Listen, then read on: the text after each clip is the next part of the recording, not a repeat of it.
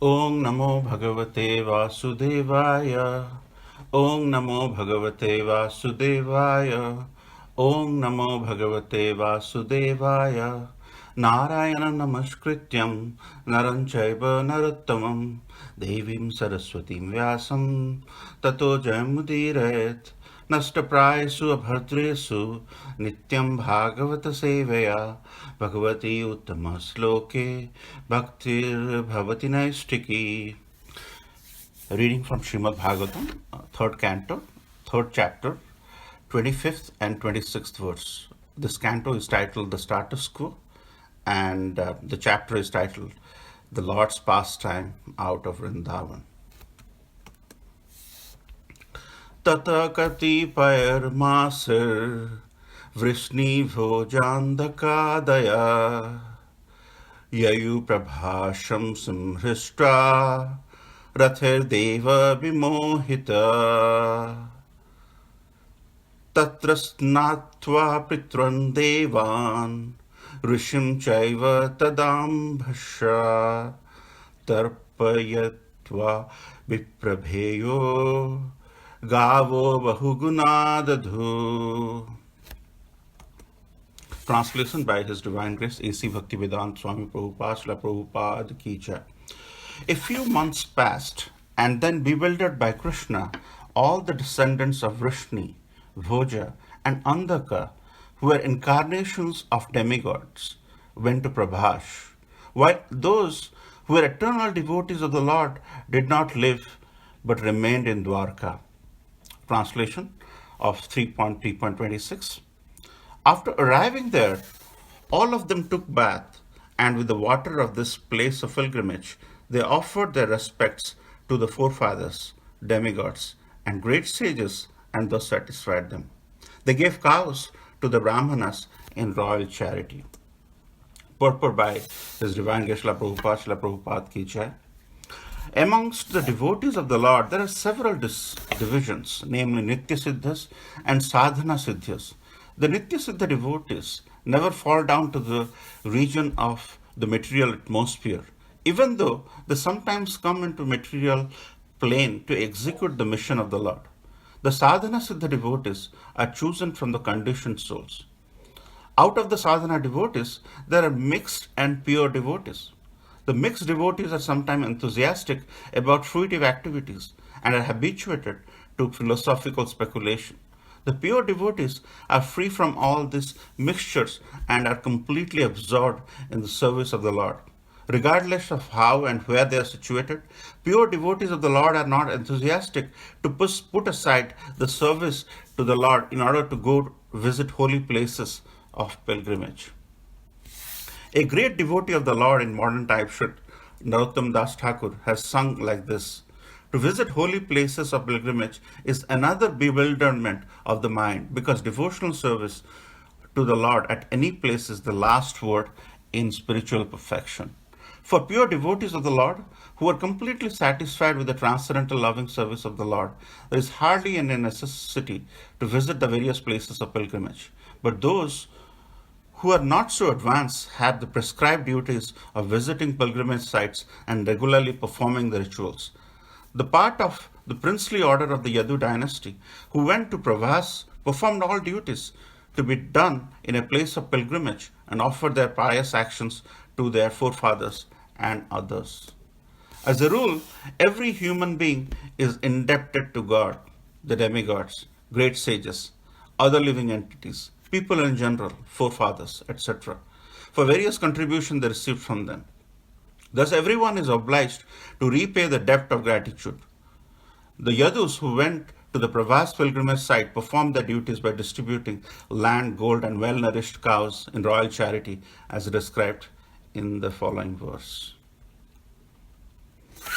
Om Jnanatimirandasya Jnananjanashalakaya Chakshurmiritam Yena Tasmai Sri Gurave Namo Sri Chaitanya Manobhishtam Stapitam Yena Bhutale Swayam Rupa Kadamaiham Dadati Swapadantikam Bandeham Sri Guru Sri Uttapada Kamalam Sri Guru Vaishnavamsha Srirupam Sagrajatam Sagana Raghunatham Vitam Tam Sajivam Sadvetam Savadhutam Parijana Sahitam Krishna Chaitanya Devam Sri Radha Krishna Padam Sahagana Lalita Sri Visakha Vitamsha He Krishna Karuna Sindhu Deenabandhu Jagatpate Gopesha Gopika Kanta Radha Kanta Namastute तप्त कांचन गौरांगी राधे वृंदावनेश्वरी वृषभानुसुते देवी प्रणमामि हरिप्रिये वंशकल्पतरुभ्यश्च कृपा सिन्धुभ्येव च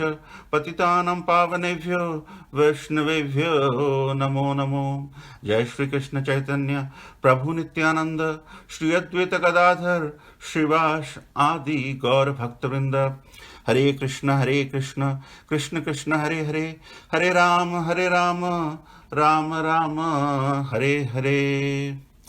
So thank you so much for joining me this Nityam Bhagavata Seva discussion forum, Srimad Bhagavatam, Amala Purana, and today is the day we are going to leave 2020 behind, and on this day Uddhavji is explaining a very, very powerful verse. Actually, it's two verses right here.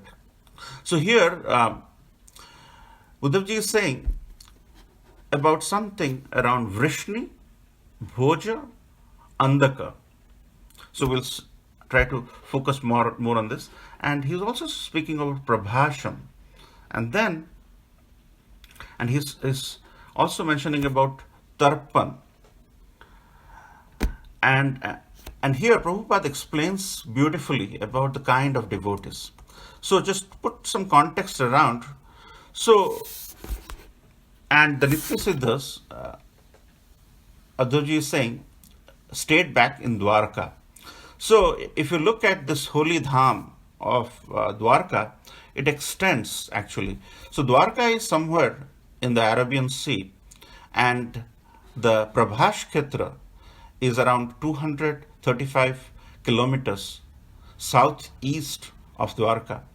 And yesterday there were references to the disappearance of Purna Purushottam Sri Krishna, and that happened in a place called Bhulkatirth, which is right here, which is around 5 kilometers northwest of Prabhash Kshetra. So in order to really put some context around what Uddhavji is saying, in the Yadu dynasty, there are different clans. What I mean by clan is there are different groups of kings who are actually following the legendary king Yadu. So they are from the Yadu dynasty. And those clans are Vrishni, Bhoja, Andaka. So they are different clans, and they are also following Krishna. So what they didn't stay back in Dwarka.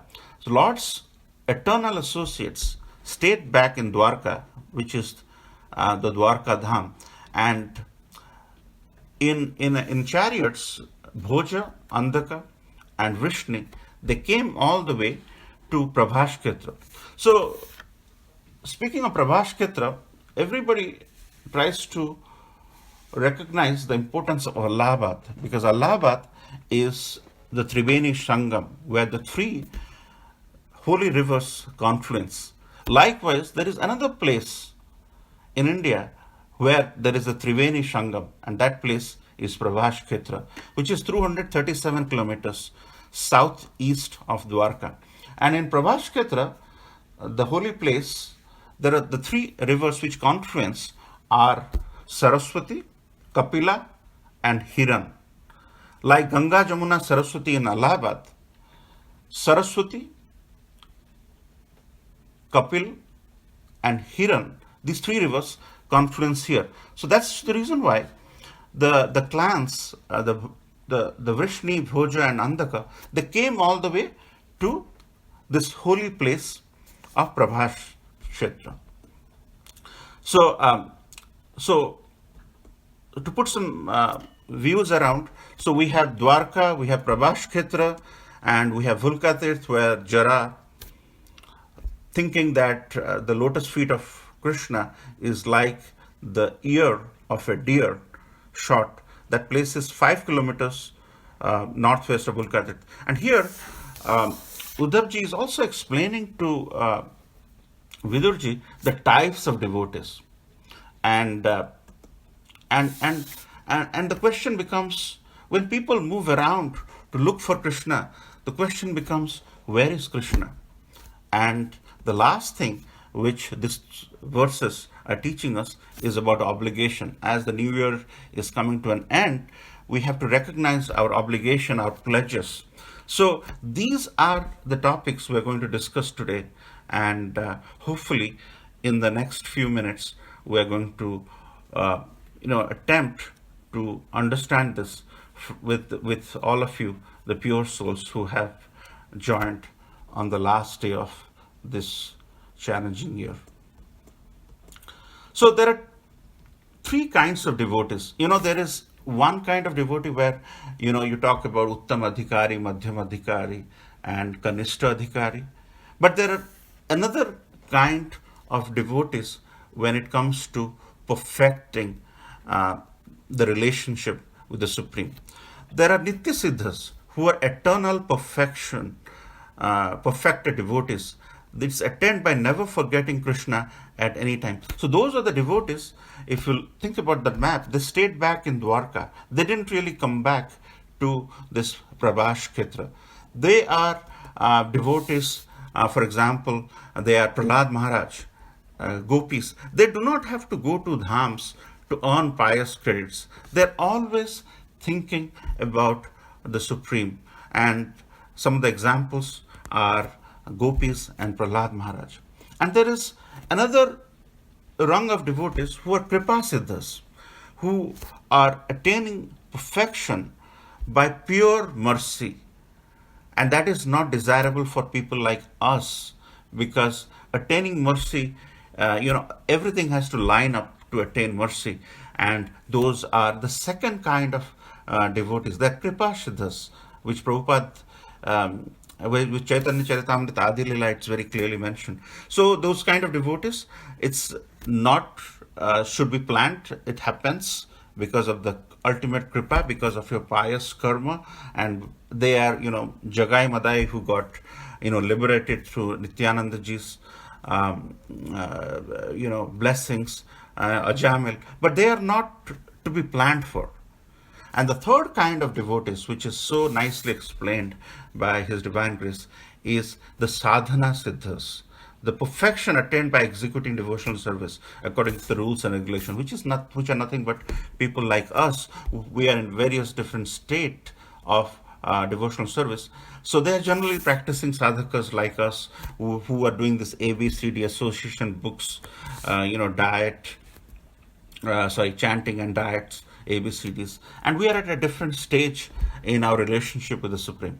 So among the sadhana siddhas, Prabhupada is saying there are two subcategories of sadhana siddhas: the pure devotees who are free from all speculation. Those pure devotees, they do not have to go to dham to earn pious credits. They're constantly focused in the service of the Lord. They are pure devotees. They are in the Bhaktilata beach. They are somewhere in the top.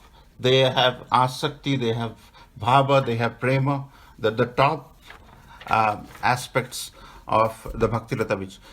But there are mixed devotees. Actually, I and many of us are probably in this mixed devotees within the sadhana devotees. They are sometimes enthusiastic about fruitive activities and habituated about philosophical speculation. For them, they're really in the Shraddha, Sadhu Sangha, Bhajana Kriya, Anartha Nibriti, Nishtha, and Ruchi is probably a sixer when we consider this the sadhana devotees. So we are somewhere in this part of this Bhaktilata beach, which you may have seen very recently. So within the sadhana siddhas, there are two kinds of devotees: the pure devotees who are in the top rungs of having prema. They're constantly thinking about, they're crying out for the lordships, they meditate on it, and some of those devotees, if I can categorize them, but based on my little knowledge, they are devotees who are glorified in in the perfection of how they attend their end game. And some of these devotees are so exalted, they will be giving katha and they will be passing away. So they are constantly thinking, and they do not have to go to dham to earn pious credits. So with that context, Prabhupada has said the second aspect which is touched in these two verses is, where does Krishna reside? Sometimes this confusion is with all of us. Where does Krishna live? And we always think Krishna lives in a temple, Krishna lives in a dham. And all of them are true. However, in Padma Puran, Krishna says, Naham tishtanti vaikunthe yoginam hrideshuva tatra tishtami narada yatra gayanti madbhakta. So Krishna says, I am neither in Vaikuntha nor in the heart of devotees. I remain where devotees engage in glorifying my activities. If you think about it, we are now glorifying the Supreme Personality of Godhead. Actually, if you look at this Padma Puran, the Lord is right here with us right now. When this 10, 15 of us are glorifying the Lord is right here. It is to be understood that the Supreme Personality of Godhead doesn't leave the company of his devotees. They are very much with devotees when they are glorifying us. And what can be a better example than Lord Jagannath? When Krishna was stepping out of his Sudharma hall, and he sees Subhadra Mai at the door, and Baldevji, listening to Rohini Mata explaining the Gopi pastime. Both brothers and sister, they went for trance because they were so ecstatic hearing their glorification from Rohini Mata that they became trance. And in that trance, their hands shrunk and eyes opened up, and Narad Muni appeared, and he said, Lord, I want to see you in this. And Lord says, I will appear like this in Jagannath Puri, and in Jagannath Puri I will be with all the devotees. I will step out on yatra as well. So Lord stays where devotees are engaging in glorifying him. He's very dear. Krishna is very dear to hear about his glories, and that is where we are every morning and evening. We're just trying to do that. What did Krishna say in Bhagavad Gita? What are the Krishna's pastime about Krishna? And this is where Krishna. So once we know the levels or different stages of a devotee and where does Krishna live, we'll come into the next segue of this verse where Krishna talks about obligation. So here, whenever in this Kali Yuga, we have a lot of debt from everybody. We are indebted to God because all his creation we are using. We are indebted to demigod like the rain god who is giving us rain, and so many other gods. And we are indebted to various different gurus and sages who are trying to align us by trying to give us self-realization through their association, living entities, like our devotee friends, like our jobs, and people in general, and also, very importantly, our forefathers, because we are here because of them. So we are all indebted to them. But those indebtion, those obligation is actually for the mixed devotees. We spoke about of the sadhakas. There are two kinds of devotees, pure devotees and mixed devotees. But obligations for pure devotees is not based on that. And in this Srimad Bhagavatam verse, it's mentioned, O king, one who has given of all material duties and has taken full shelter of lotus feet of Mukunda, who offer shelter to all, is not indebted to the demigods, great sages, ordinary living beings, relatives, friends, mankind, and even one's forefather who has passed away.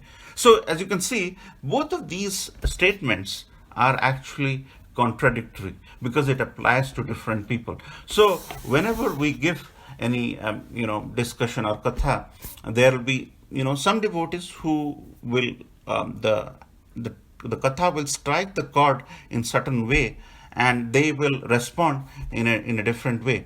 However, we should recognize that this Srimad Bhagavatam Amala Purana is for all kind of devotees, and you'll find different reflections in different point in time and in different stages.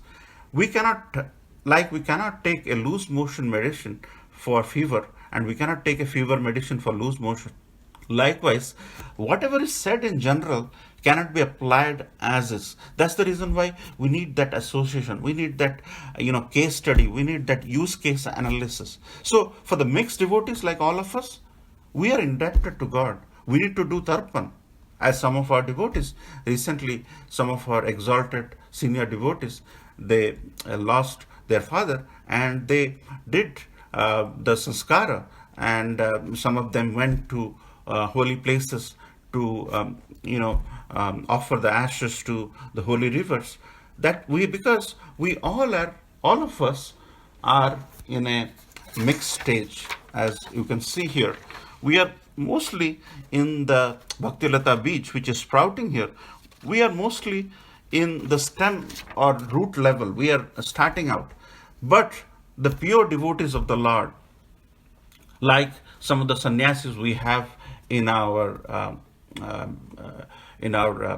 society, is they are beyond this regulative obligation, and for them, as Krishna mentions in 11.5.41 through one of his devotees, one who is very pure, he doesn't have to go to dham to incur pious credits, or he doesn't have to do these return or the refund of the obligations, such as his or her debt towards the demigods or sages, because he is constantly, because when Mukunda, the one who is liberating everyone, is pleased, then everybody else is pleased. So as with the person who is trying to return his obligation is doing pure devotional service, the pure devotees who have bhava, who have prema, for them, they do not have to do tarpan. But for all of us, including me, we have to return the debt because of the level we are, which is so very clear in these two verses. And this is the third thing Krishna is saying. So, just to summarize a couple of things, because we have to stay within the confines of this verse. If we have to step out, we can say so many things. But what Krishna is saying here is essentially three things. Very, very clear, Krishna is saying three things. The types of devotees, Uddhavji is saying here are the types of devotees, where is Krishna, and what is our obligation. So, we discussed about the types of devotees, and we are pretty much mixed devotees in the sadhaka platform. And then we understand that Krishna lives with the association of devotees when he is glorified. So always we should attempt to glorify Krishna and his devotees, because when we do that, Krishna is very pleased. And there is a very esoteric thing about obligation which touched upon, and these two dichotomous things can be applied to all of us flat out, because we are at a different level. We are not pure devotees. At least I am not pure devotee. So we have to engage in the obligation return process. So, to conclude, the question becomes whether we should go to Dham all the time or stay in New Golaka Dham. Because, as we discussed, as Prabhupada is saying in the purport, that they are not hankering to go to dhams all the time.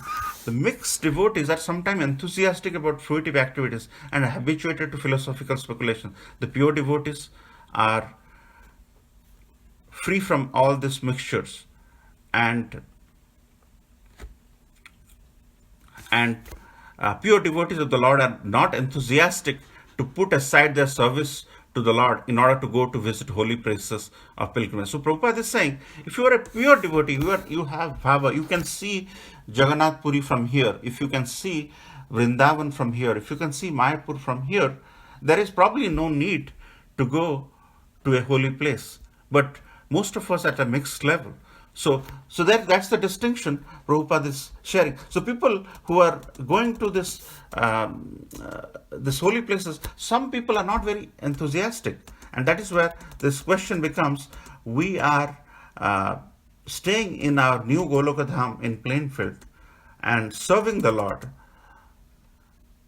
and constantly focused on serving the Lord, or we have to go to uh, the dhams in India. So it is a case by case situation. Sometimes when we are doing devotional service, we are constantly focused on serving the Lord. We are getting bhava by doing shringar or serving through various different services. We are having love, and that is very intoxicating as well. And if that is where, there is probably no need to go to dham, but it changes. And sometimes to energize ourselves, to spiritualize ourselves, to give us that rejuvenation, we have to go to dham. And uh, and Gaur Govind Swami Maharaj, a very dear devotee of His Divine Grace, um, from his life we can learn little bit about association. So what used to happen is His Holiness Gaur Govind Maharaj used to have, he was very ill. He used to have a lot of pain in his body. So, and then during the mid 90s, he was very popular through his kathas. His kathas used to be full of nectar. So, but he's with so much of pain. So, what his devotees, his disciples used to do is, four of them will come, they will lift him, and they will lift him and take him to the Vyasasan. And around him there will be hundreds of people. And once he starts giving katha in association of devotees, all his pain, everything goes away. After 4 hours, 5 hours of katha, devotees ask him, Maharaj, where did your pain go? Gaur Maharaj used to reply, in the association of devotees, in the association of the pastime of the Lord, all the pain goes away. And he didn't do this once or twice. He did this for several times. The pain goes away when he starts uttering. And those kathas, because of technology, maybe some of these kathas do not exist now, but those are 4 hour, 5 hour kathas. And once Gaur Govind Maharaj was interacting with a devotee, and the devotee wanted to go to Mathura. And he was saying, Maharaj, I want to serve in Mathura, the place where Krishna was born. That's a dham. I want to spend some time. And Gaur Govind Maharaj, after hearing so much, he says, do you know Kamsa lived in Mathura as well? Do you want to live in Mathura? Because that's where Kamsa lived. Do you want to become a good devotee by serving anywhere, or you want to become Kamsa who lived in Mathura? So direct, and the devotee understood his thought process. And my Guru Maharaj, His Holiness Jayapataka Swami Maharaj, he says we have to be very careful in staying in dham, because in dham we can incur anarthas, because the stones of the dham once upon a time were saligram shilas, and sometimes inadvertently we may be incurring anartha. It may help us in rejuvenating our bhakti. In 2018 Dham Yatra in Jagannath Puri, Radhanath Maharaj says we have to look at the dham not with a material eyes, but with a charma chakshu. That means with a spiritual eyes. You will see fruity everywhere, fruity, things everywhere, coke lying here. If we stay in the confines of that, the absorption is not much. But if we see with our spiritual eyes, like Radhanath Maharaj says in 2018, Dham Yatra in Jagannath Puri, where 8,000-9,000 people congregated, and I was fortunate to be part of that. We have to live in. So we have to be tricky.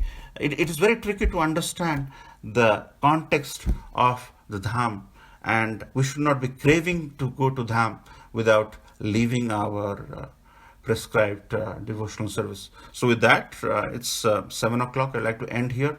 Want to hear your reflection, but the obligation is very significant. The year is coming to an end, and we have to think about how to pay back our obligation, our pledges, because it's very important in our lives. So with that, I would like to wish you a very wonderful upcoming year.